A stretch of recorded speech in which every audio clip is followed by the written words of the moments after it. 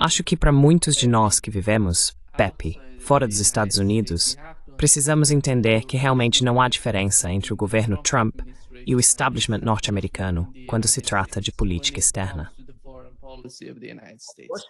Claro que não. Ele foi vetado por eles, caso contrário nunca terá presidente.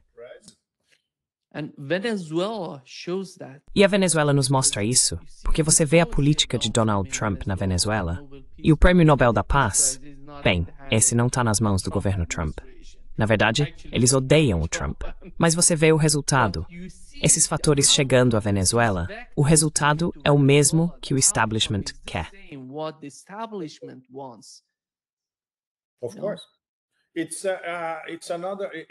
Claro. Acho que essa é a verdadeira definição de continuidade de governo. Não se trata de continuidade de governo se eles sofrerem um ataque nuclear. Não. Continuidade de governo significa continuidade na psique, na mentalidade, nas prioridades imperiais, nos imperativos do império. Agora que está perdendo terreno literalmente em todos os lugares, geopolítica e geoeconomicamente, volta ao básico absoluto, os recursos naturais. Precisamos tomar os concursos naturais. Não importa onde e não importa o que.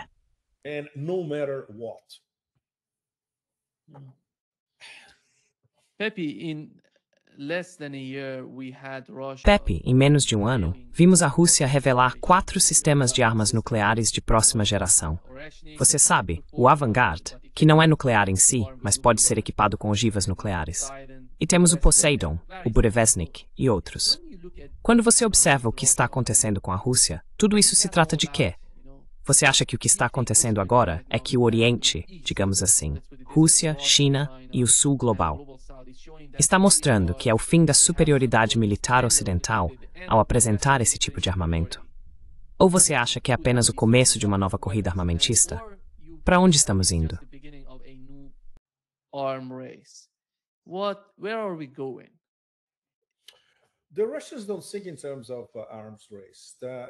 Os russos não pensam em termos de uma corrida armamentista. Os russos pensam em termos de defender a pátria, garantir segurança estratégica e ter os meios para responder a qualquer tipo de ataque de forma fulminante e instantânea. O que eles podem fazer? É isso. E claro, isso vem dos tempos soviéticos. Não é que um dia eles decidiram, certo, vamos construir algo chamado Poseidon, um super torpedo subaquático que pode permanecer em qualquer lugar e depois receber um comando e pum. Não, isso começou na era soviética, lá nos anos 1970. Há uma continuidade de domínio científico que vem da União Soviética, os pais do programa nuclear da Rússia, por assim dizer. Portanto, não é de se admirar que, por causa de sua competência e seriedade, eles estejam pelo menos 2 gerações, se não 3, à frente dos Estados Unidos. A Europa está no século X em comparação com a Rússia.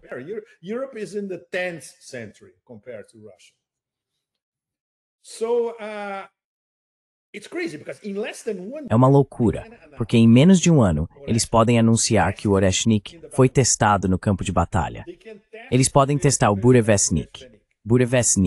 Desculpe, mil desculpas. Stormbringer, porque estou pensando em termos de Deep Purple. Sim, é Burevestnik. Burevestnik, exatamente.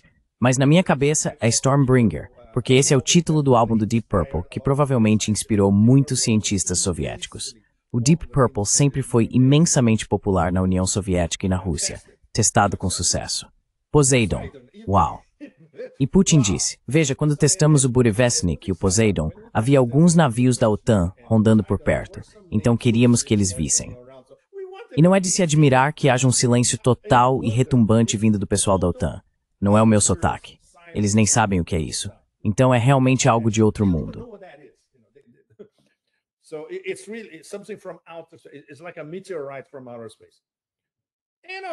É como um meteorito vindo do espaço sideral.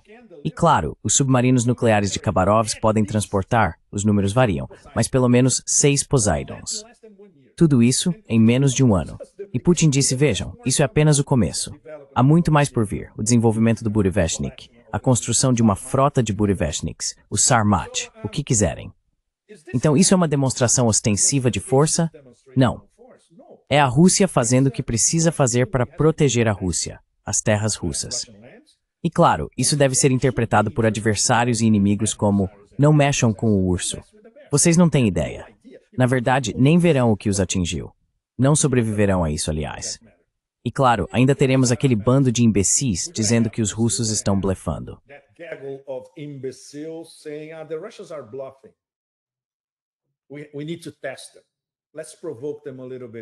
Precisamos testá-los. Vamos provocá-los um pouco mais. Bem, um dia eles vão entender. Muitas pessoas já escreveram volumes sobre a contenção de Putin, sua recusa em infligir algo realmente pesado, especialmente contra a OTAN. Há um debate nos altos escalões do poder na Rússia sobre tudo isso, mas eles não vão se desviar de sua estratégia geral: modernizar seu arsenal hipersônico e nuclear muito além de qualquer outro. E é claro, se houver qualquer tipo de ataque contra a Rússia, é isso, eles têm tudo o que é necessário. O que isso mostra ao sul global é uma longa discussão. Por exemplo, os chineses entenderam a situação há anos e estão modernizando suas forças armadas a uma velocidade vertiginosa.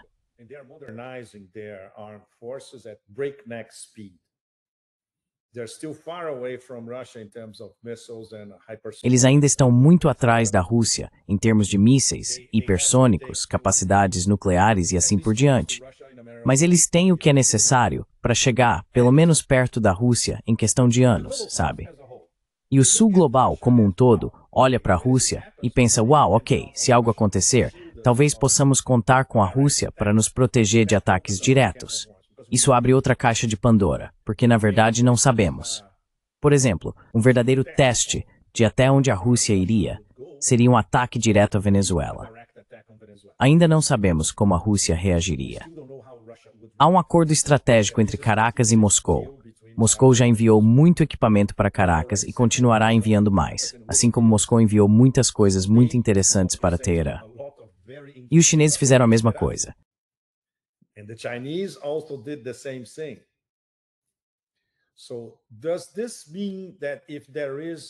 Então isso significa que se houver outro ataque direto israelense-americano contra o Irã, Rússia e China estarão diretamente envolvidas? Não sabemos, embora existam parcerias estratégicas. Na verdade, a Rússia está sendo severamente testada, especialmente nessas duas frentes. No Sahel também, se houver uma desestabilização do Mali, a Rússia terá que fazer algo para ajudar o Mali, porque a Aliança dos Estados do Sahel tem uma relação próxima com Moscou. Então, as provocações nunca param, Nima. E claro, a liderança russa sabe disso. Eles precisam ser muito cautelosos e ao mesmo tempo incisivos o suficiente se seus interesses forem diretamente atacados. Por exemplo, o que aconteceu na Síria? Essa é uma discussão muito complicada. A Rússia abandonou a Síria? Não.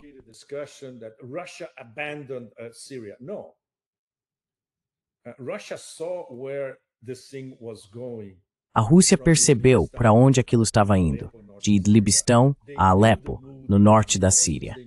Eles sabiam qual era o clima nas forças armadas. Sabiam que havia gente sendo subornada dentro do exército, então precisaram se adaptar. Eles não podiam intervir, mesmo que o próprio Assad não conseguisse defender sua posição. Agora, o que a Rússia está fazendo é tirar o melhor proveito do que já tem, que é sua presença no Mediterrâneo Oriental. Eles não vão perder isso. Desde o início, conversaram com o cortador de cabeças e disseram: olha, não vamos deixar nossas bases. E agora é do interesse do cortador de cabeças ter a Rússia ali na parte ocidental da Síria. Na prática, todos sabemos que a Síria está sendo dividida. Turcos no norte, americanos no nordeste, Israel no sul e a Rússia no oeste.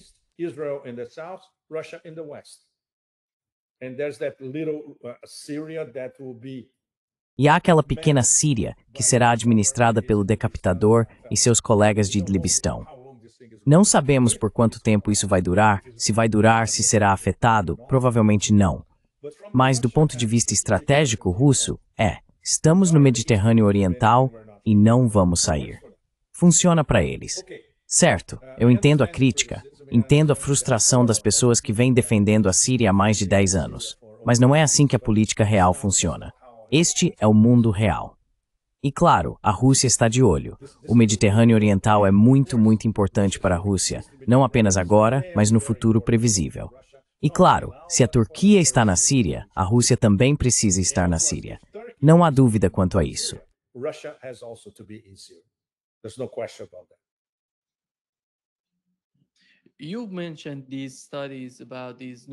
Você mencionou que esses estudos sobre os novos mísseis começaram durante a era soviética. Acho que precisamos nos perguntar: o que significa o fato de a Rússia agora conseguir construir mísseis movidos à energia nuclear, usando apenas peças nacionais? E a questão é: as sanções ocidentais, ironicamente, impulsionaram um renascimento tecnológico russo?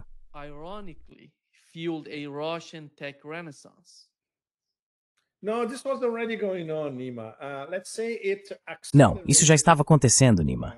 Digamos que isso pelo menos acelerou o esforço para ser totalmente autossuficiente, o que é algo que os chineses estão fazendo em sua, eu diria, guerra tecnológica direta e indireta contra os Estados Unidos.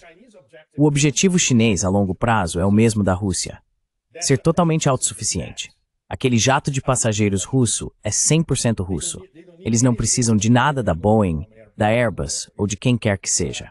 E no programa nuclear hipersônico deles, ainda mais, porque isso é uma questão de segurança nacional muito, muito rigorosa. Então é preciso ser totalmente autossuficiente. Mas eu diria que a estupidez do tsunami de sanções apenas acelerou um processo que já existia. Ah, mas é claro, esquecemos de mencionar aqueles chips de máquinas de lavar. Eles fazem milagres, não é? Chips from washing machines, they perform miracles, don't they? Poor Europeans. Pobres europeus. O quê? Pepe, Putin diz que essas novas armas garantirão a paridade estratégica por todo o século XXI.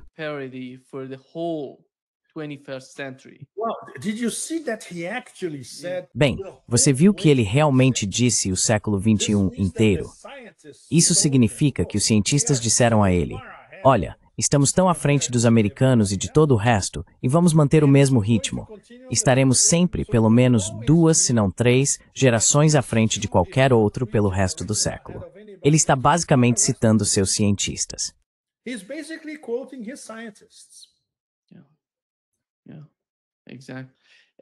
Sim, exatamente. Quando se trata do seu entendimento sobre o que está acontecendo, a paridade ainda é o objetivo?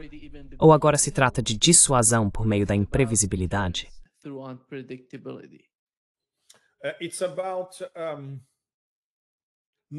Trata-se de uma dissuasão sem restrições. Uma dissuasão a tal ponto que os únicos que sequer teriam capacidade de agir seriam os americanos. Eles terão de pensar por uma eternidade em 1 minuto antes de fazer qualquer coisa estúpida contra a Federação Russa. É quando se tem uma dissuasão de ponta que ninguém mais possui. É isso que eles estão pensando. E eles já alcançaram isso na prática, e ainda estão trabalhando nisso. Haverá novos Burevestniks e novos Oreshniks.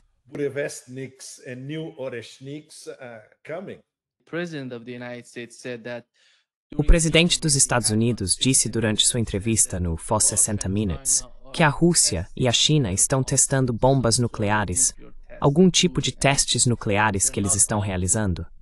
E eles não estão dizendo nada sobre isso.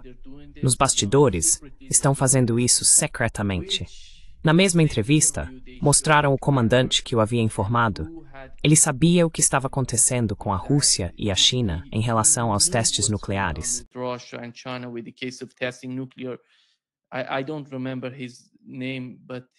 Eu não me lembro do nome dele, mas ele disse que não há evidências de que a Rússia e a China estejam testando bombas nucleares. E Vladimir Putin respondeu à retórica nuclear de Donald Trump, chamando-a de uma questão séria. Ele instruiu o Conselho de Segurança e as agências de defesa da Rússia a analisarem as declarações dos Estados Unidos e prepararem propostas sobre uma possível prontidão para testes nucleares. O que está acontecendo, Scott? Acho que você é uma das pessoas mais qualificadas para falar sobre esses assuntos quando se trata de controle de armas, bombas nucleares e política nuclear. Qual é a sua opinião sobre isso?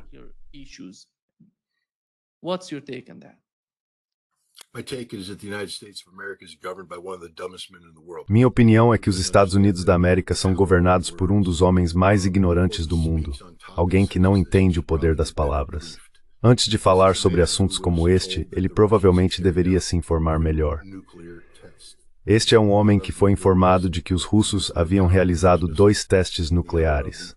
Um do míssil de cruzeiro movido a energia nuclear Burevestnik e outro do drone subaquático movido a energia nuclear Poseidon. Ambos são capotar ogivas nucleares, mas os testes eram dos sistemas de propulsão nuclear. E de alguma forma, em sua mente, ele decidiu chamar isso de testes de armas nucleares.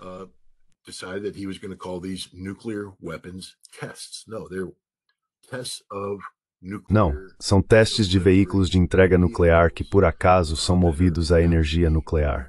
Talvez isso seja nucleares demais para o cérebro de Trump lidar. Mas no fim das contas ele se pronunciou e disse, eles estão fazendo testes, então vou ordenar testes. Agora aqui está a parte importante. Ele disse, vou ordenar ao secretário da guerra, que seria Pete Hegseth, que realize um teste de armas nucleares semelhante ao que foi feito. E todo mundo surtou e pensou, meu Deus, isso significa que os Estados Unidos vão violar o Tratado de Proibição Completa de Testes e começar a testar ogivas nucleares de verdade.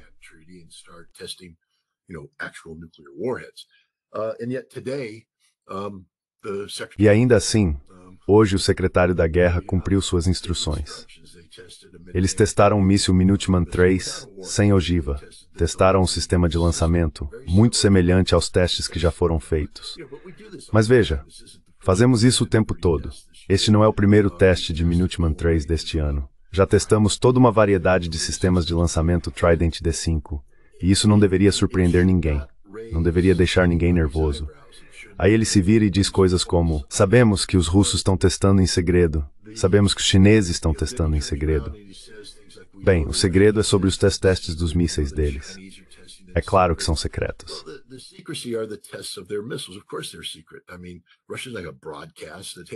Quer dizer, a Rússia está basicamente transmitindo, ei, hoje vamos testar em voo Burevestnik. Embora aparentemente um navio da OTAN estivesse monitorando o teste e os russos não tenham feito nada para disfarçar isso. Mas as palavras importam. E agora você está no lugar dos russos e precisa ser pragmático. Você tem que se perguntar, esse cara é só estúpido? A resposta é claro, é um sim absoluto. Mas você não pode definir sua política apenas interpretando as palavras dele como estupidez. As palavras dele também podem ser interpretadas como se os Estados Unidos acreditassem que Rússia e China estão realizando testes secretos de armas nucleares e, portanto, os Estados Unidos devem estar preparados para realizar seus próprios testes. Mas se for esse o caso, então não é o secretário da guerra quem vai lidar com isso.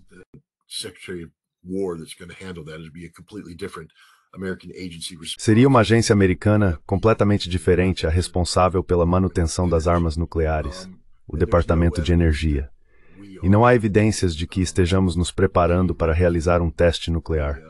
Também não há evidências de que os russos ou os chineses tenham feito ou estejam se preparando para fazer um.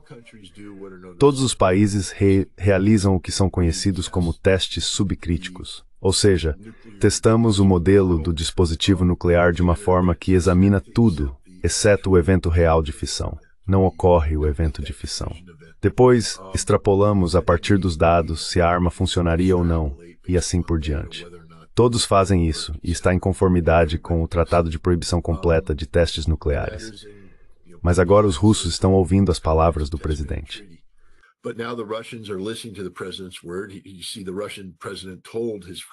Veja, o presidente russo disse ao seu Ministério das Relações Exteriores, aos serviços de inteligência e ao Departamento de Defesa para avaliarem o que o presidente está dizendo. Ei, pessoal, se vocês estão assistindo ao programa, acabei de dizer o que acho que é. Não entrem em pânico. Isso é só o Trump sendo o Trump. Desculpem por isso. Mas sabe, outra coisa que as pessoas precisam entender é que todos os anos o Congresso dos Estados Unidos financia o Departamento de Energia para estar preparado para retomar os testes nucleares em curto prazo, se necessário. E há muita pressão aqui nos Estados Unidos para que o governo se retire do Tratado de Proibição Completa de Testes e comece a testar novos projetos de armas nucleares. Nossas bombas são de modelos antigos e muitas delas precisam ser refeitas. Todas as bombas eventualmente precisam ser mantidas ao longo do tempo.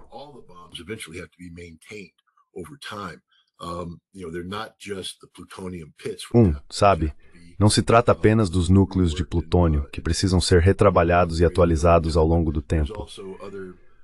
Também há outros isótopos nucleares envolvidos que perdem potência, e certos gases precisam ser reinseridos em quantidades específicas. Uma arma precisa ser mantida. Se você quer um sistema de dissuasão nuclear, é preciso ter a garantia de que as armas funcionarão conforme o projetado. Porque, se você não tiver essa garantia, o inimigo também não terá. Se eles acharem que não vão funcionar, você perde essa vantagem. Então há muitas pessoas de veja, nossas armas são muito antigas.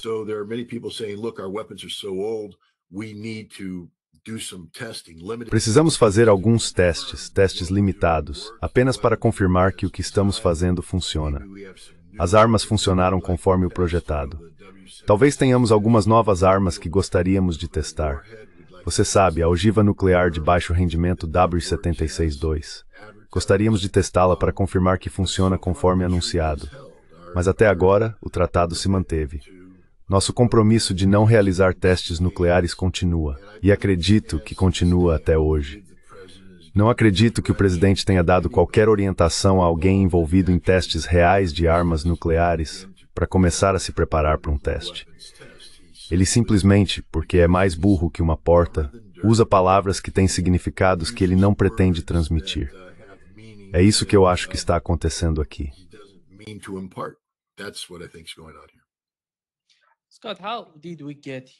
Scott, como chegamos até aqui? Você se lembra de que falamos sobre a Tulsi Gabbard? Me parece que ela está isolada dentro do governo Trump.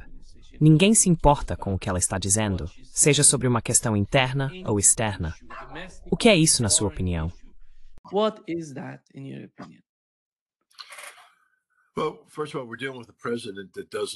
Bem, antes de tudo, estamos lidando com um presidente que não entende o que é um trabalho de equipe eficaz e não entende o que significa fazer parte de um time. Ele se vê como o capitão de uma equipe na qual não confia. Ele só confia em si mesmo ou em um pequeno grupo de pessoas ao seu redor. Veja, Tulsi Gabbard foi nomeada diretora de inteligência nacional, mas vimos logo no início de seu mandato que ele não seguiu seus conselhos quando ela falou com ele sobre o Irã, por exemplo, e seu programa nuclear. E eu imagino que hoje, quando ela fala sobre outras questões como Venezuela ou Rússia e armas nucleares, ele também não está ouvindo. Ele escuta um círculo interno mais restrito, do qual ela não faz parte.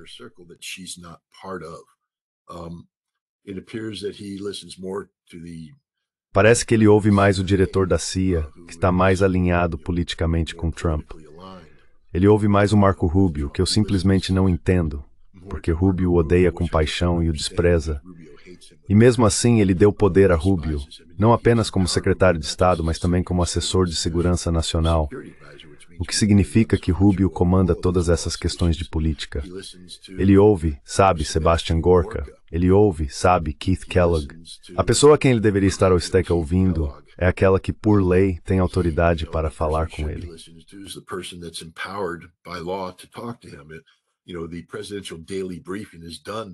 O briefing presidencial diário é feito pelo escritório do diretor de inteligência nacional, não pela CIA. Então é a Tulsi Gabbard quem deveria estar fornecendo a dose diária de informações. Mas este presidente a deixou de fora.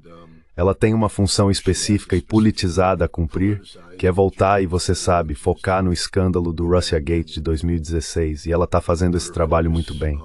Mas o trabalho do diretor de inteligência nacional não é o de um investigador forense. Eles deveriam estar olhando para frente, olhando para o futuro, fornecendo ao presidente a melhor inteligência possível sobre o mundo em que vivemos. Infelizmente, a pessoa mais bem posicionada para fazer isso não está sendo autorizada a fazê-lo.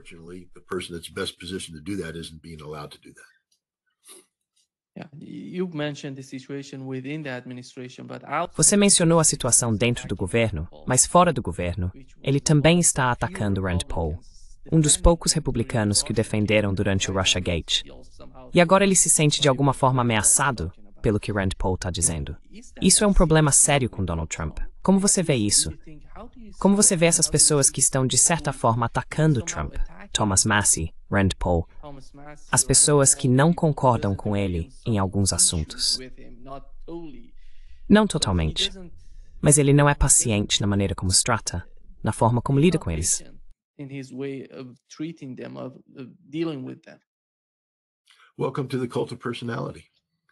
Bem-vindo ao culto à personalidade, porque é isso que temos. Não temos uma democracia funcional. Não temos uma instituição que respeite opiniões diversas, ou que respeite o processo de debate, diálogo e discussão que deveria ocorrer à medida que políticas complexas são elaboradas. É assim que se chega a um consenso bipartidário sobre as questões, de modo que à medida que a política avança, haja apoio de ambos os lados. Esta é uma abordagem de o vencedor leva tudo, adotada por um homem que se vê como um rei literal. Ele não se vê como o presidente dos Estados Unidos, ele se vê como o ditador dos Estados Unidos. E é um culto à personalidade, literalmente. O que Donald quer, Donald consegue.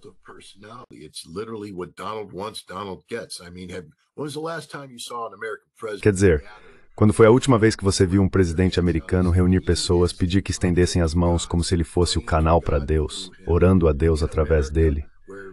Nos Estados Unidos, onde uma religião oficial é proibida, e ainda assim ele se coloca como se fosse o intermediário entre Deus e tantos outros. Isso é perigoso.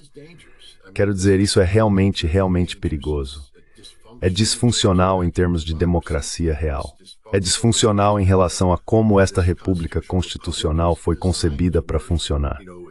Você sabe, são 3 poderes separados, mas iguais.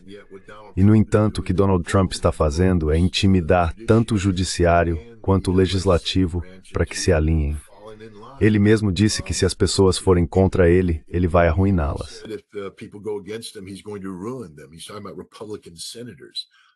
Ele está falando sobre os senadores republicanos.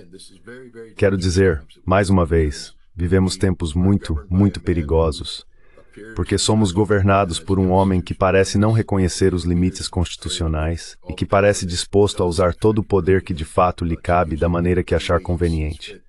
Que se dane a Constituição. Então, quando falamos sobre os Estados Unidos, a Rússia e a Ucrânia, entenda o seguinte: a Rússia está em um caminho irreversível no que diz respeito à Ucrânia. Não haverá interrupção nem recuo. Eles continuarão nesse caminho até alcançarem o resultado que desejam. E esse resultado foi explicado em grande detalhe, não apenas à Ucrânia, mas também aos Estados Unidos e indiretamente à Europa.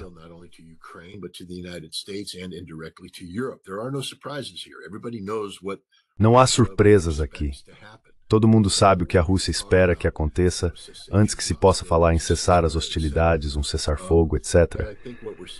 E eu acho que o que estamos vendo é que o governo Trump entende essa realidade e também entende que não pode declarar uma política que abrace o resultado desejado pela Rússia. Então está lavando as mãos em relação à Ucrânia e colocando o fardo sobre a Europa. Essa é a posição americana sobre a Ucrânia neste momento. Então, sabe, não há surpresas aqui. Esta guerra, infelizmente, vai terminar do modo tradicional. Ou seja, os russos vão matar todos os ucranianos até que os ucranianos parem de lutar. Não haverá acordo negociado. Haverá uma rendição incondicional. Quando isso vai acontecer, eu não sei. Os russos não estão estabelecendo um prazo para isso.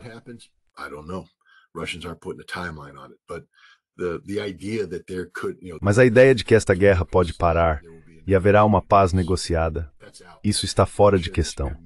A Rússia está determinada a vencer esta guerra. Sempre esteve, mas no passado estava disposta a permitir que a diplomacia se interpusesse e acelerasse alguns processos por meio da negociação. Mas agora parece que a Ucrânia é incapaz de fazer isso, e a Europa e os Estados Unidos não estão dispostos a fazê-lo. Então a Rússia vai forçar a questão no campo de batalha. Vocês sabem, todos esses entusiastas pró-Ucrânia por aí podem ler o que quiserem. Prokofiev está caindo, ucranianos estão morrendo, Kupiansk vai cair, e poderíamos continuar indefinidamente. A guerra vai terminar a favor da Rússia. E a única coisa que vai mudar, além das perdas territoriais, é a contagem de mortos. Muito mais ucranianos vão morrer do que russos. Essa é a realidade mais dura que existe.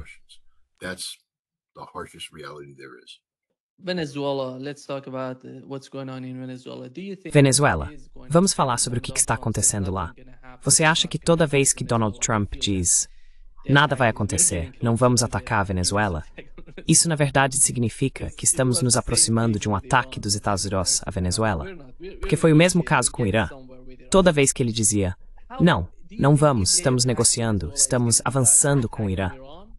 Então você acha que se eles atacarem a Venezuela, vai ser como o ataque ao Irã, com drones, algo interno, envolvimento da CIA? Ou eles vão fazer algo parecido com o que fizeram na Síria? Capturar a infraestrutura de petróleo, os principais recursos do país, e depois pressionar o governo? Ou talvez uma terceira opção seria um ataque às instalações militares, às bases militares na Venezuela. E então, não sei, algum tipo de operação de decapitação junto com isso. Qual é a sua opinião sobre isso?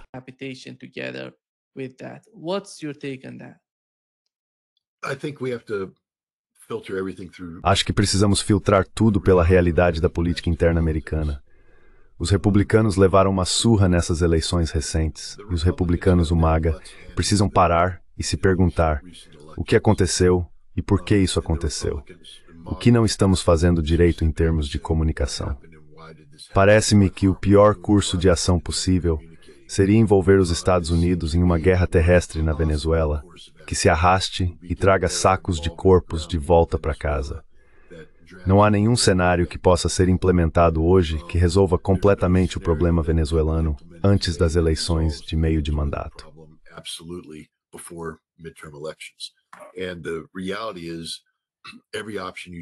E a realidade é que em todas as opções que você acabou de mencionar, provavelmente haveria americanos morrendo porque estamos nos aproximando das eleições de meio de mandato, que eu não acho que irão bem para o governo Trump. Então acho que veremos muita conversa, ataques periféricos contínuos como os dos barcos. A CIA continuará pressionando Maduro. Sabe, se acontecer algo que abra uma janela de oportunidade para uma mudança de regime, talvez eles puxem o gatilho. Mas eu ficaria surpreso se Trump tomasse uma ação militar direta para remover Maduro, porque isso exigiria reprimir as forças militares venezuelanas conhecidas por serem leais.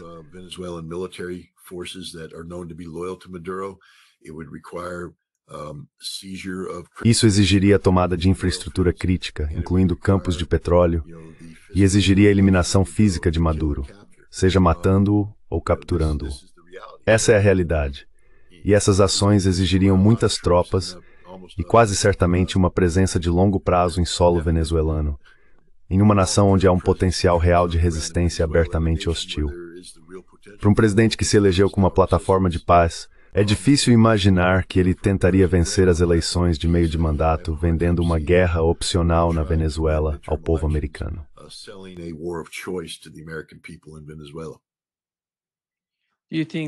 Você acha que a Venezuela está recebendo ajudas da Rússia, do Irã e da China? E se sim, até que ponto esse apoio vai?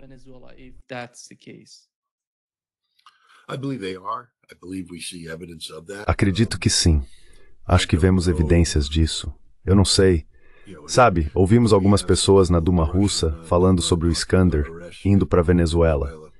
Eu não acho que isso vá acontecer. Quer dizer, se quiser garantir que os Estados Unidos inundem a Ucrânia com mísseis Tomahawk, vá em frente e envie o Iskander para a Venezuela. É um sistema estratégico, aliás. A Venezuela, você não vai entregar essa capacidade a eles. Mas vejo capacidade antinavio, capacidade antiaérea, talvez alguma assistência em treinamento. Eu realmente acredito que as três nações estão envolvidas, mas a realidade é que a Venezuela fica muito longe de qualquer um desses países.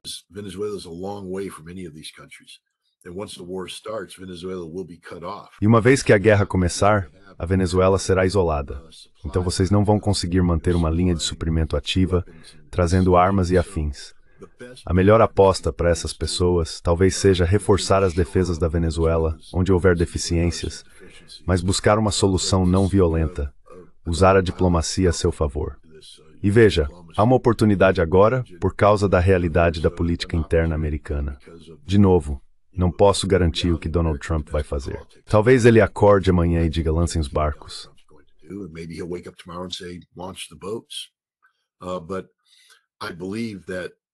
Mas eu acredito que se ele for atacar a Venezuela, isso precisa acontecer muito em breve e de forma muito decisiva, para que ele possa apresentar uma vitória ao povo americano até o verão de 2026. Caso contrário, se ele se enredar em um atoleiro em que os corpos estejam voltando para casa e não haja uma vitória clara, isso não será bom para ele nas urnas em novembro. E então sua presidência estará acabada.